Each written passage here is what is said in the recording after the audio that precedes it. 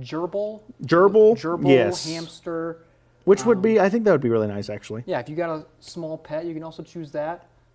Personally, I think the most interesting one would be a reptile, because I can't imagine that. I mean, I can't imagine any animal talking for that matter. No. I mean, that would be world-changing for sure. It's like the reptile would be interesting because of the movie Zootopia 2, where it's a reptile's like one of the main characters in it. Oh, yeah? Have you seen the new Zootopia? I've not. I wanted to. Look, reptile's on the board now. Oh. 12%. Oh, look at that. Speaking of, so people are responding, luckily, and a bird is still not on the list here.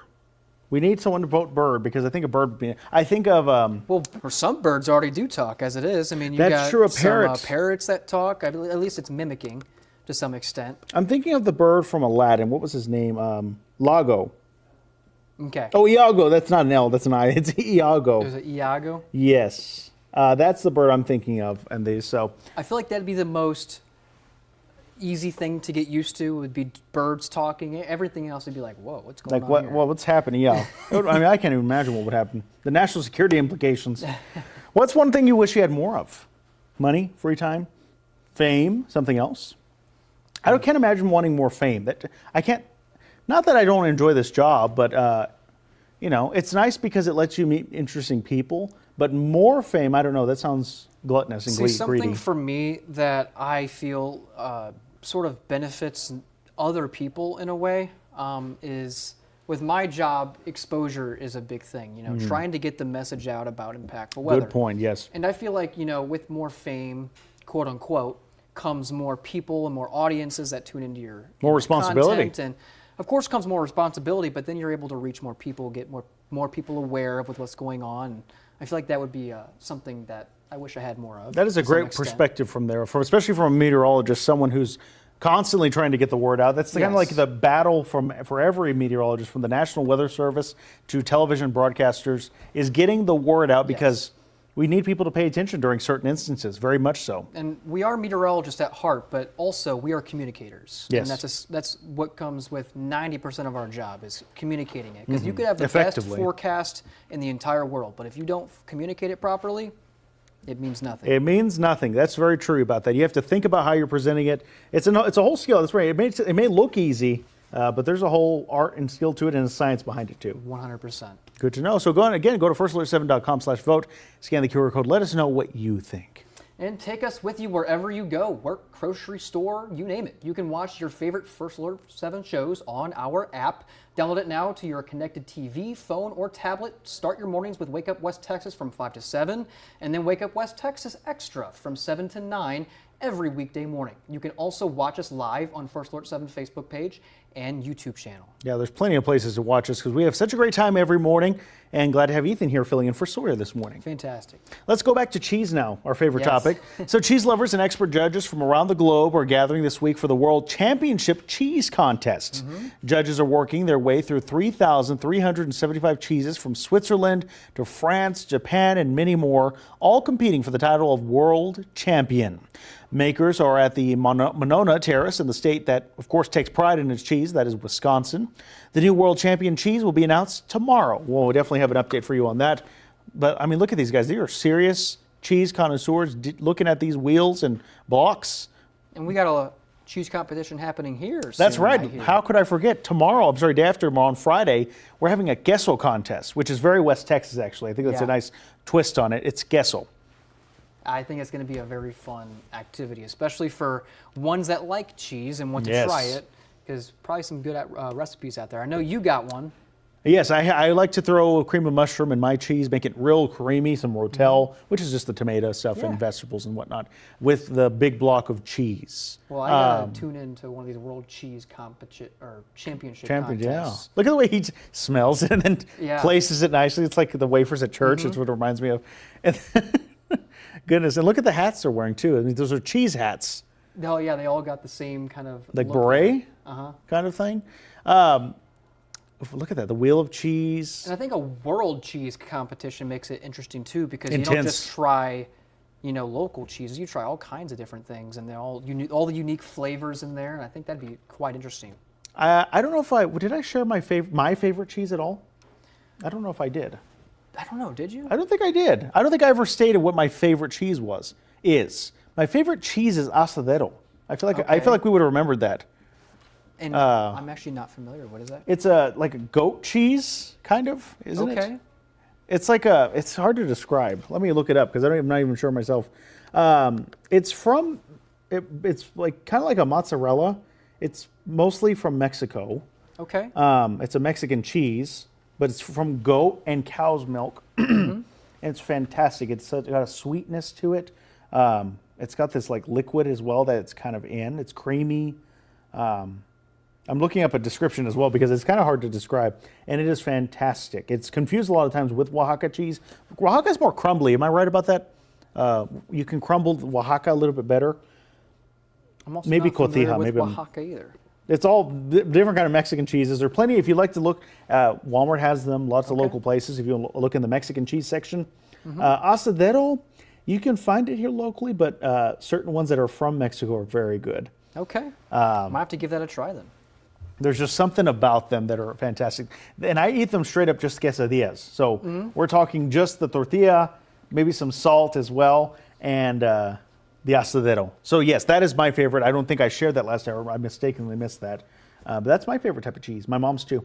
And I think we discussed this earlier, but my favorite is a local cheese back in St. Louis, Provel. That sounds so cool. It's a combination of provolone, which you're probably familiar with. Oh yes, I love provolone with a tuna melt. White cheddar and then some Swiss in there, so it's all mixed up and it's very good. It goes with a St. Louis style pizza. Very, very well. Gotta try that. Do you like tuna?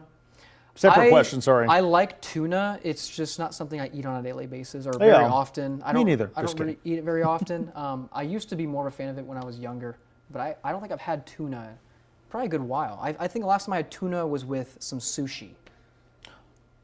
Do you like the the canned tuna? The Sarkis tuna? That's more of what I'm talking about. Yeah, that's what I used to eat, yeah. What do you eat it with? Well, when I used to eat tuna, it was just straight tuna. Okay. I would just eat the tuna out of the can, straight up. Sorry. I'm not laughing at him. I'm just thinking of it. The reason I'm asking is because when I have tuna, I mix it with mayonnaise and Fritos. Wow. Is that weird? Combination. Okay, yes. I can't even imagine the flavor profile. I'm blushing. I can't imagine the flavor profile. I really can't. You said mayonnaise. It's salty because the mayonnaise sweetens it. Okay. Creams it up, if that's a term. And then the Frito is like the medium that it sits on. It's salty, the corn chip. Okay. That's what I eat I eat it very often. Very often. Like frequently. Okay. I'm admonished for it. I'm bullied. I'm just kidding. But but my friends think it's so weird.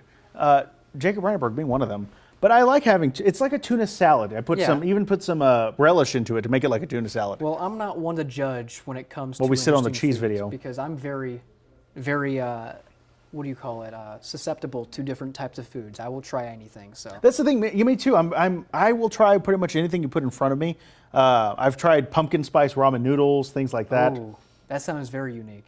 It's very unique. I wonder if the video's on. Now that I want to show it, who was with me? I don't know if I can show the people. Okay, that's good. Good. Okay, let's bring it up then. I'm going to bring the video up. No, it's okay. We'll do it a different day. Just because it's gonna be too much trouble. I have no audio output from our source there, so I can't really show that. So I'll bring it up tomorrow because you'll be here tomorrow. Yep. We ate pumpkin spice ramen noodles one day. We had it as a gathering. Our director had it, our producer, and myself, and we gave our taste test of it. Do you like ramen noodle? I do. Yeah, Especially I as a eat former on college occasion. student? Yeah, oh yeah. I mean, that was like 90% of my meals at one point until got a little bit of cash. I'll say you had some money. Which took a minute. I mean, I think most people know being in college. I mean, you basically survive on those for a good portion of it. And even sometimes in the TV business, it works too. Yeah, it does 100%. work. It's quick, it's easy, and it's We're cheap. running around everywhere. We don't have a lunch break a lot of times. It's kind of just what we have.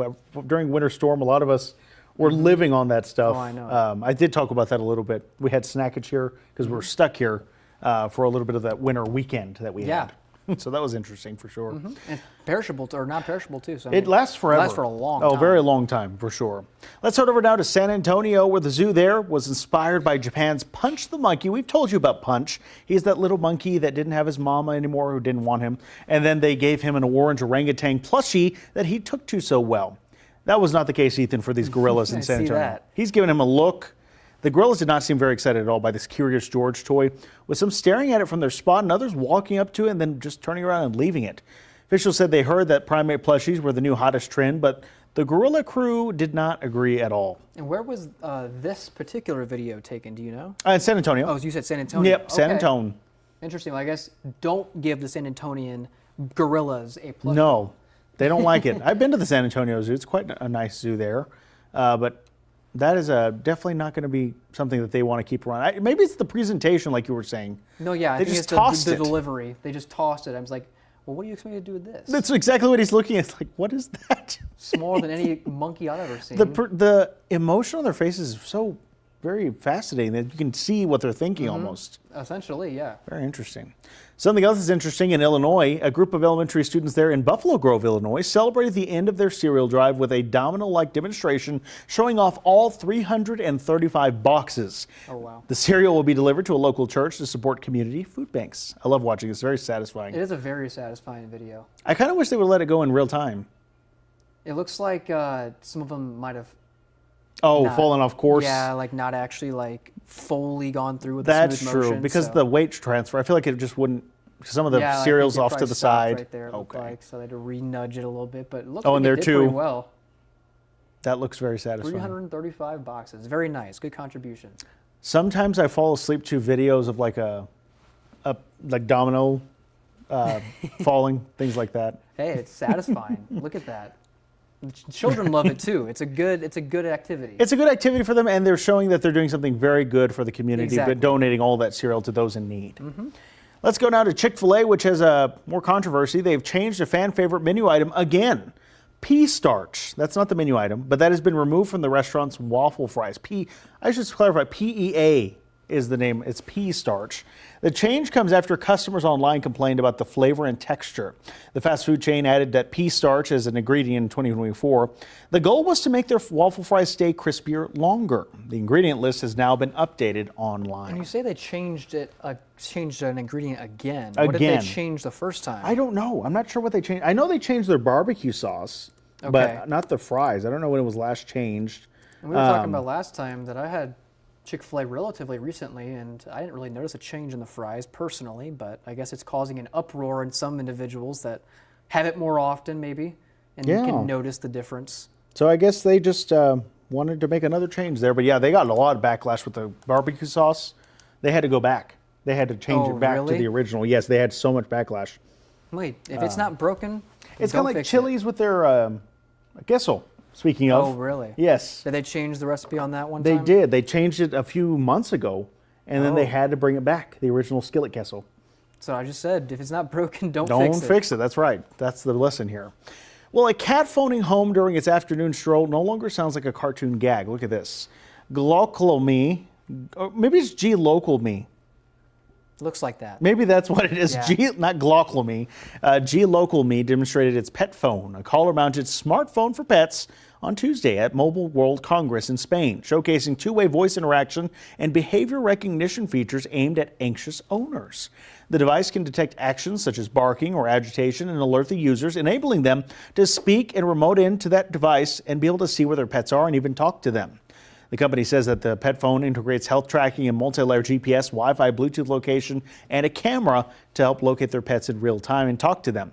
During a live demo, the CEO, who you're seeing here, simulated a pet jumping to a trigger and automatic call. And he says, quote, "This is a simulation of the pet jumping 3 times, and you can see the call. We can automatically accept. Hello, can you hear me, my dear cat?" So this works. What a weird quote. But yeah, that's what happened. He's talking to the cat there.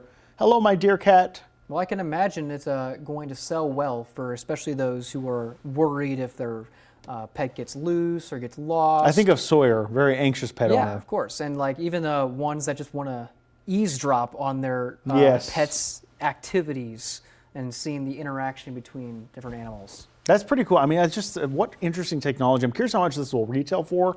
Probably quite a bit. Like I was saying earlier, I've seen like similar videos like this in the past, but obviously this is a new product, and it looks like other people in the past used like GoPros and stuff and attached it to Their homemade version. Yeah, to a collar. And I've seen like the cat running around through the neighborhood getting chased by like dogs. Yes. I've seen that video. It ends well, but yes. Goodness. Well, that's an interesting story, and we appreciate you joining us here on Wake Up West Texas Extra. We're going to take a quick break here, but we'll be back with another check of some of the headlines from across the nation. Stay with us.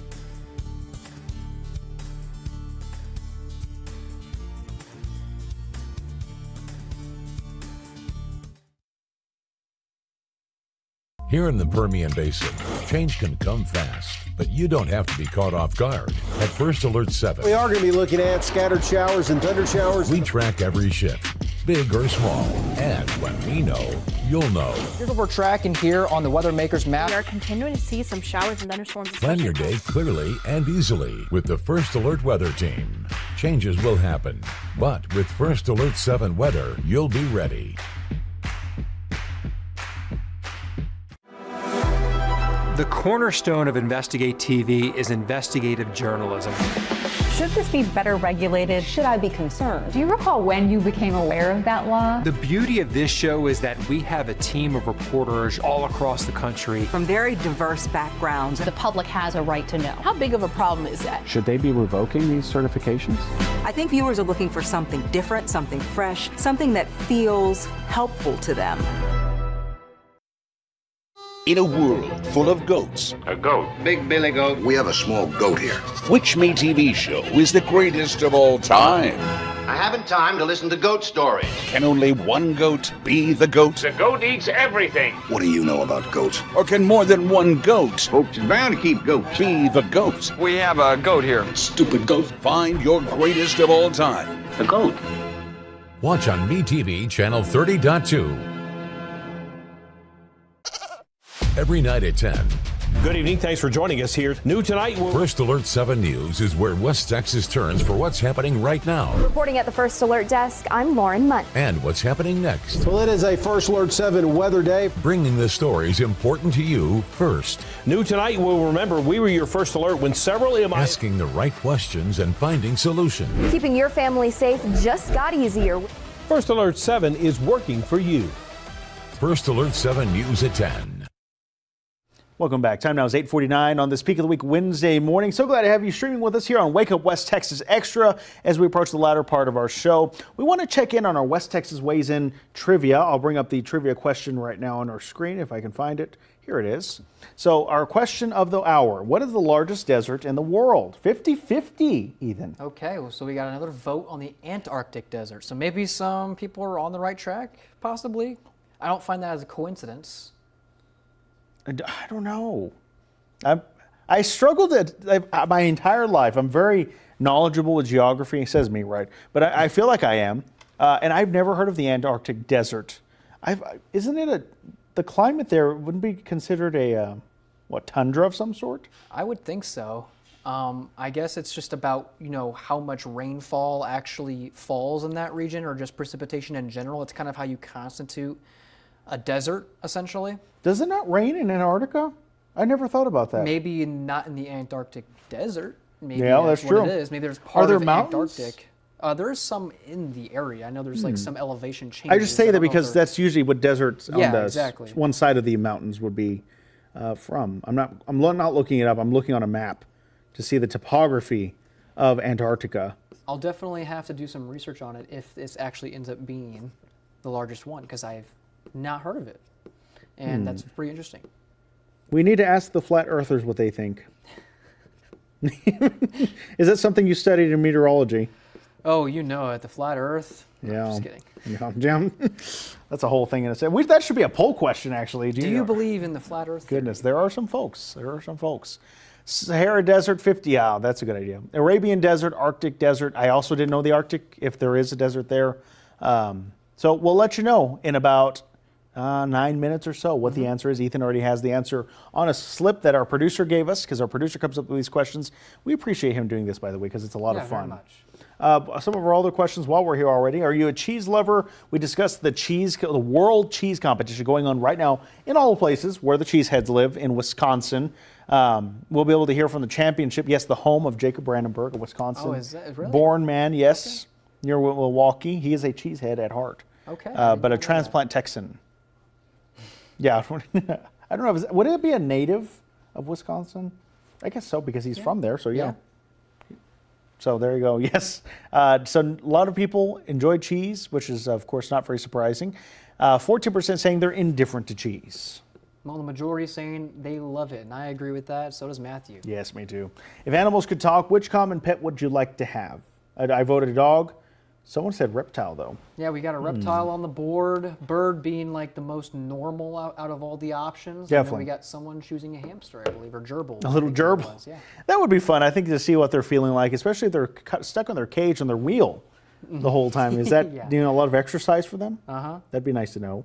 Next one is, what is one thing you wish you had more of? Money, fame, free time, something else? If it is something else, let us know. Again, firstalert7.com/vote, is where you can make your voice heard.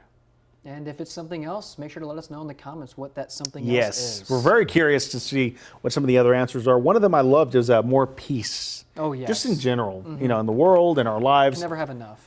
Definitely not. That's Not very just true. individually, but like you said, around the world. For sure. That's definitely important. We're about a couple minutes out from a Wake Up West Texas news and weather update. We're so glad you're streaming with us here. We're just about to wrap up our show for the morning. We've had such a great time with you, Ethan, here this morning, discussing not only some of the headlines or polls, but also the threat of severe weather you're focusing on over the next few days. Yes, exactly. We'll give you an update on the severe weather threat coming up. Yes. So you can also download our app by going to firstalert7.com, download the weather app and our news app as well. But again, anytime these polls are up, they're up for the entire day, so you can go on anytime before we make new ones for the next morning's show. So they're up the entire day to be able to kind of weigh in for what you think and what you want to let people know about, especially if you love cheese, what pet you would like to talk to if you could. Again, I still think a conversation with my dogs would be very interesting. Right. I like that communicator with the phone. That's kind of what the question spurred from. The dog phone, if you will. Oh, yeah. I don't know how that would go. I feel like my animals would be blowing up my phone while I'm trying to work. No, they're just saying they're hungry. They're not not fed. When are you going to be home? Yes. And that's the thing. I'm not home at a consistent time ever, so that would definitely be a question I get all the time. Well, I mean, like some people say, your dog is like your best friend. And if you could talk to your best friend like that on a daily basis, I mean, that'd be nice. That is true. Man's best friend, for sure. Well, thanks for waking up with us here on Wake Up West Texas Extra. Now for a news and weather update for our TV viewers on First Alert 7. Stay with us.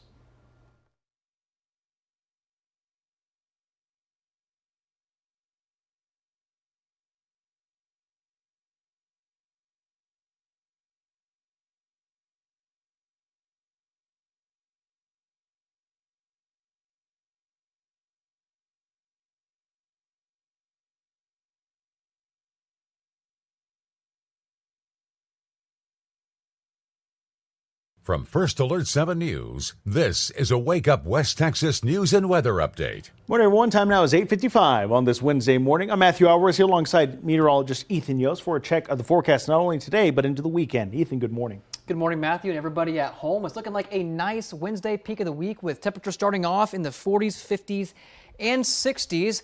If you take a look at the hour by hour, we're looking at mostly sunny skies throughout the afternoon. Daytime highs back up to the upper 70s once again this afternoon, about 10 degrees cooler than yesterday, in fact, even though we're well above average. But then some big changes on the way starting off tomorrow. We are tracking our first storm system of a few, and we are tracking possibly a strong to locally severe storm with a conditional large hail threat during the afternoon and evening. More storm opportunities on the way this weekend, as well as some cooler temperatures. Now, here's the current thinking in terms of the rain chances, and really the focus is going to be on Thursday in the near term with about a 30 to 40% chance of rain. And it's a very conditional severe risk because we have low rain chances. It's actually kind of uncertain whether we're going to receive a storm or not, but we have a severe weather threat to cover the threat of a possible severe storm. And the main concern is going to be across the yellow shaded region here, across the northeastern Permian Basin, including Big Spring and Midland. That's going to be where the better chance of a storm is. And if one forms, it will have a good chance at going severe, with, again, those main threats being large hail. But until then, this afternoon, plenty of sunshine and a high of 79 degrees for the Midland Odessa area. Then tomorrow, mostly dry for the first half of the day. Showers and storms move in the second half with a high of 82. High of 81 for your Friday. Also dry for about 90% of the day, but I think more storms roll in late Friday night. That'll last through Saturday, Sunday, and possibly into Monday with a cooler weekend on the way. Ethan, thank you very much. Talking election 2026, well, last night the March primaries wrapped up with several big races on the ballot, not only here at home, but across the entire state. We have the very latest unofficial final results for many of them, so let's go ahead and jump right into one of them. We'll begin in Pecos County for the county judge race. It was quite heated there. There are both Republicans and Democrats that were running for this seat and are running for this seat. Here are the unofficial finals for the Republican primary. Again, the incumbent county judge here not running for re-election. But Remy Ramos took 48% of the vote here. That is over Leah Daggett's 39%, and also Emily Natividad's 12%. Those two at the top, though, Remy Ramos and Leah Daggett, will now be heading off to a runoff election to be held on May 26th. However, this is not the case for the Democrats vying for the nomination of the county judge race here. Santiago Cantu Jr. took this race handily with 74% of the vote over Kirby Warnock's 26%. He, as in Cantu Jr., will now be the Democratic nominee for Pecos County Judge and face off against the Republican challenger come November. Not far away in Jeff Davis County, a significant update, shocking results coming out of Jeff Davis County, where overnight the county judge race has gone to Buster Mills with 51% of the vote over incumbent Curtis Evans, 49%. Judge Evans will remain on as county judge through the end of his term before Mills is sworn in. But again, Curtis Evans unseated by Buster Mills, 51% to 49% respectively. There are many other results that we've gotten overnight. You can find each and every one of them by logging on to our website. That is firstalert7.com. Click on election results at the very top. You can also find it on our First Alert 7 mobile news app as well. Be sure to catch First Alert 7 News at noon with Jacob Brandenburg and meteorologist Ethan Yost a little bit later on. Until then, make it a great Wednesday.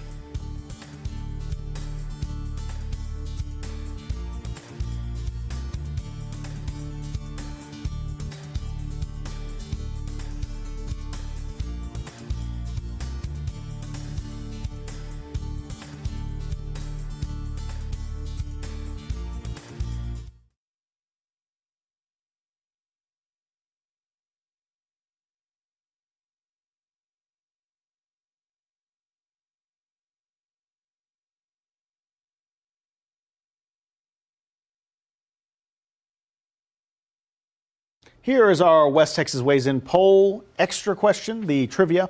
What is the world's largest desert? I don't know. 50% is Sahara Desert. That's what Ethan and I went with. Is it Sahara? I guess same thing.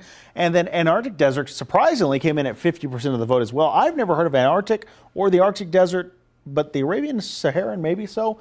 Now we have the answer. Drum roll, please. Well, for those the 50% that chose the Antarctic Desert, you're correct. You're kidding. It is about 5.5 million square miles. The Antarctic Desert. So One that we never even heard of. No, I guess because it doesn't rain, it's considered a desert. Yeah, it might be. Okay. So I'll have to look into that a little bit. I was going to say, it really does teach us something. See, we learn something every morning here on Wake Up West Texas Extra. So we appreciate you streaming with us. Make it a great Wednesday.